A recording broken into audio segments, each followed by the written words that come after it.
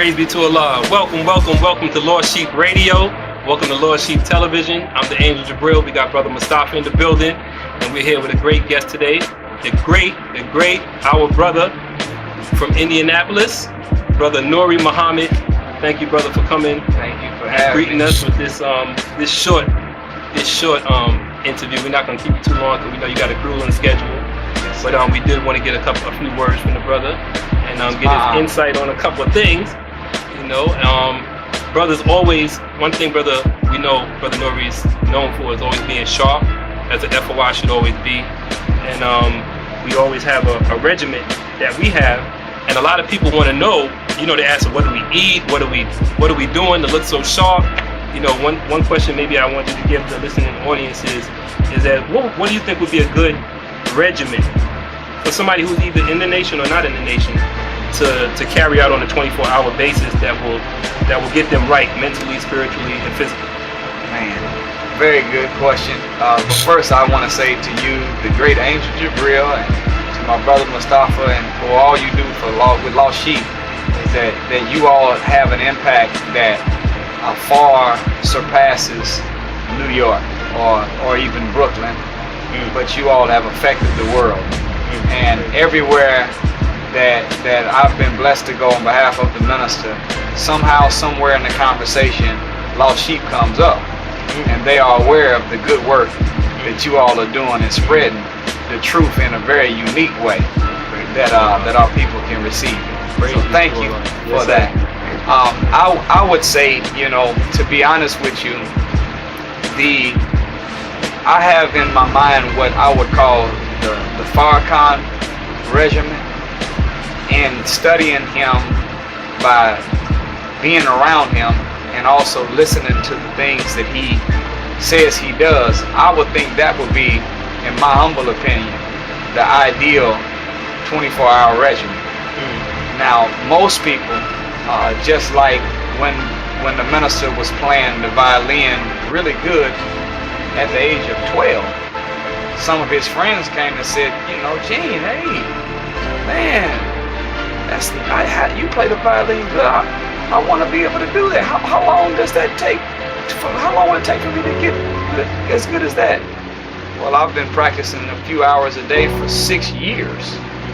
Oh, never mind. Right. So, and many times when we study the lifestyle and the schedule of great people, we find that where we fall short is in our unwillingness to submit to the degree of sacrifice that they put in to become what they are. The minister, however, he says this. He said that he wakes up between 2 and 3 o'clock in the morning. Yeah, you didn't hear that. That's what time he's waking up. Oh, yeah, I felt that, brother. And when he wakes up, he starts off his day with practicing of the violin for a few hours. Then at 5 o'clock, he makes his prayer, and his personal trainer shows up. When his personal trainer shows up, they work out for 2 hours. And then after he finishes his workout, he has study time, and then after study time, then he begins his work. And he said he works generally from 10 a.m. to almost 9 or 10 at night, and then goes to sleep and is right back doing that again. Now that would be what I would call the Farrakhan regimen for greatness. The minister did recommend this though. He said that all of us should study, even our children, 30 minutes a day with the goal of 1 hour. So the ideal amount of time we should put in for the building up of our mind is 1 hour. The ideal regimen for building up our spiritual well-being comes from our 5 daily prayers. As a Muslim, the Fajr, Zuhr, Asr, Maghrib, Isha, this prayer schedule that helps to water the soul. Then he recommended that we should exercise at least 30 minutes a day. Plus, as a Muslim, with How to Eat to Live, we believe in eating 1 meal a day, and the best time to eat that 1 meal is between the hours of 4 and 6.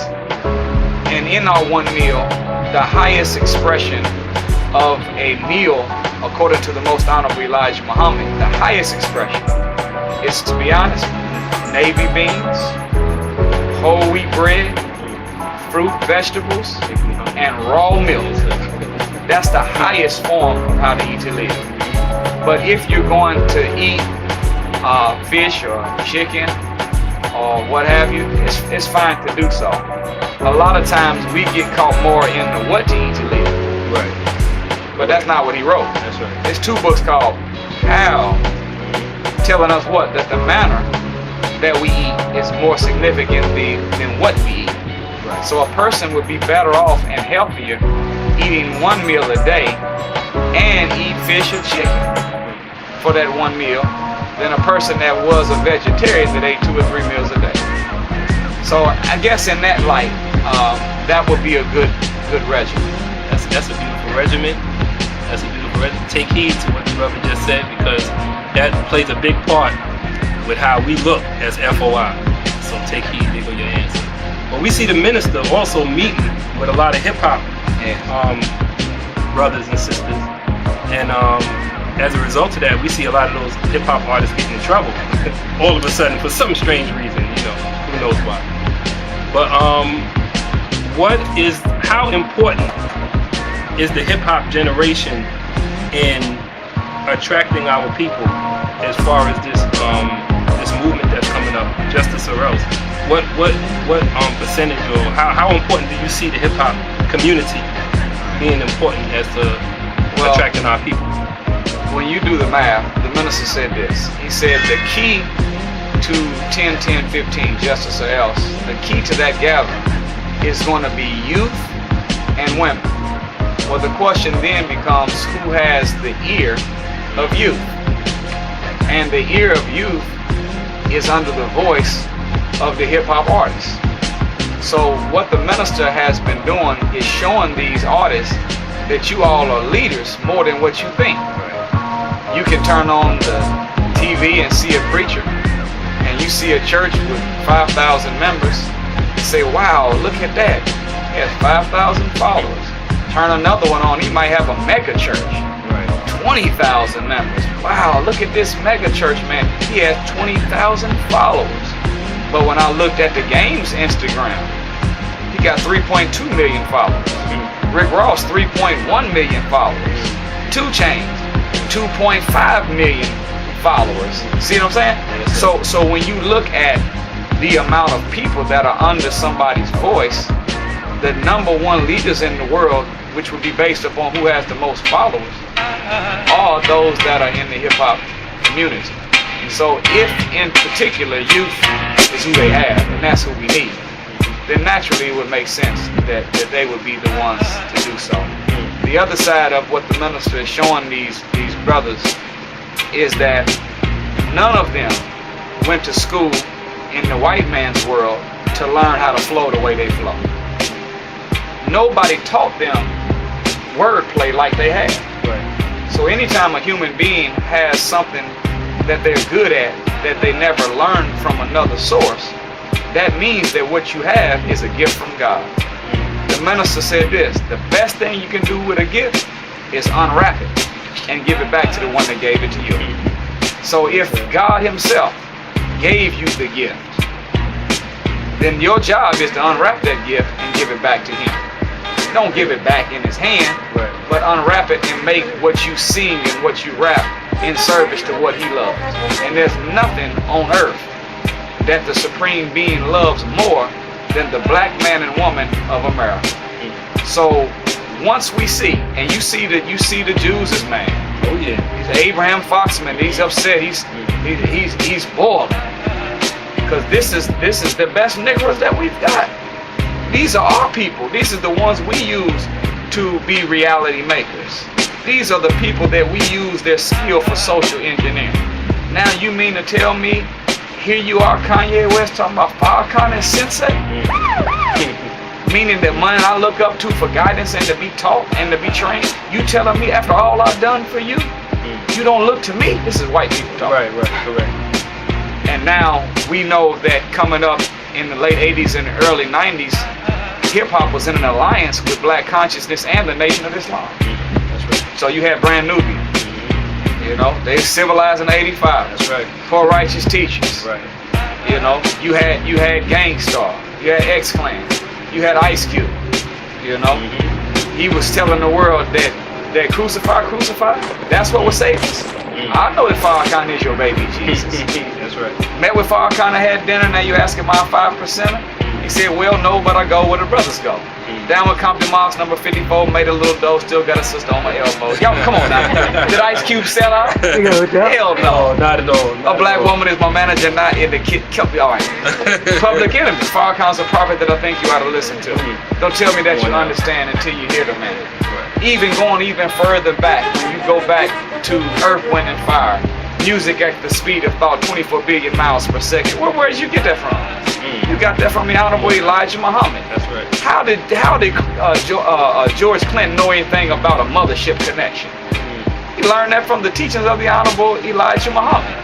You know, so all of the artists then were in an alliance with hip-hop, or hip-hop was in an alliance with the nation and black consciousness. So we start seeing, really, to be honest with you, revolutionary soldiers was coming up among young people. Black African medallions was jumping. That's right. You know, red, black, and green, X caps. Well, now they have engaged in what Dr. King called a conspiracy of silence, where they have tried to shut the minister out and keep his voice as though it doesn't exist. But now, Breakfast Club interview, Kanye West giving him a shout out several times, seen having dinner with the minister, Jeezy having dinner with the minister, and they publicizing it. Ludacris having, he's putting it out there. So now it has become the right thing to do to sit with the godfather of the struggle. That's right. And they are coming to sit at his feet, as rightfully so. And the enemy's afraid. Oh yeah, you say that. Man, if Farrakhan's mind gets into the skill body of Jay-Z or the skill body of a Rick Ross, and now they start putting to music what he's saying in their way, then we're going to see something happen even quicker than what had happened in China with Mao Zedong. Because all Mao Zedong did, you know, all it did was have people make music and plays that represented pride in China, and in 1 year, the people of China stopped selling opium and using opium in 1 year. So what's going to happen to the black community if we can get the artists on the same page, saying something significant to our people? Then we will be back on top again as a people. That's right. So that's Brother, what I think is significant. Why would the minister call for 10,000 fearless? Why? What's the purpose of calling for 10,000 fearless?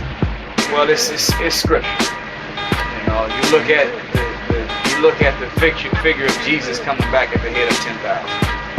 You look at the hadith of the prophet where he said that one day 10,000, a Negro would come at the head of 10,000 to Mecca to set it right.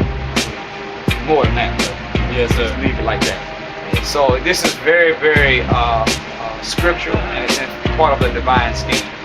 So the 10,000 fearless, I believe, in my humble opinion, ties in to those that would come with the Negro to Mecca, and also be with Jesus to set the world aright. And you know, of course, fearlessness is a product of many acts of valor that our individual engages in. All of us have been faced with fears, and we had to show either cowardice or courageousness. Right. Every time we show cowardice to a situation that produces fear, then we weaken our potential to become the fearless. Right. But every time that a situation shows up and we show courageousness, each time we do that, we are graduating degree by degree into one day becoming fearless. The beauty of this new generation is that they are born with fearlessness in their very DNA. So when he say 10,000 fearless, he's talking about that Joshua generation, or people that have the mindset of a giant killer. You hear what I said? Gotcha. A giant killer. That's right. Joshua generation. So when they show up, that's the 10,000 fearless. Does that mean if I'm not fearless, I shouldn't show up? No, you should show up, but just know that the 10,000 fearless are going to be prepared to be on the front line, to do whatever we have to do to make sure that success is secured that day and from henceforth now. So that's what I believe is the 10,000 fearless, and I pray Allah that and we should be praying to Allah as we move in a few months away from 1010, that Allah will remove all fear of anything other than Him from our heart. Because wouldn't you love to be in that number? Oh, I'm going to be in that number. When the saints, Inshallah. when them saints go marching in. That's right. Well, I want to be in the number too. Yes, sir. So may Allah bless us to be that fearless group that can go in and make it happen. Thank you, Thank you, brother. Thank you for welcoming us. Thank you. Thank you for honoring us on Lordship Radio. You got it live, 10-10-15, be there or be square, with our brother, my minister, Minister Nuri Muhammad at Respect for Life Bookstore, 537 Notion Avenue. Peace, and we out.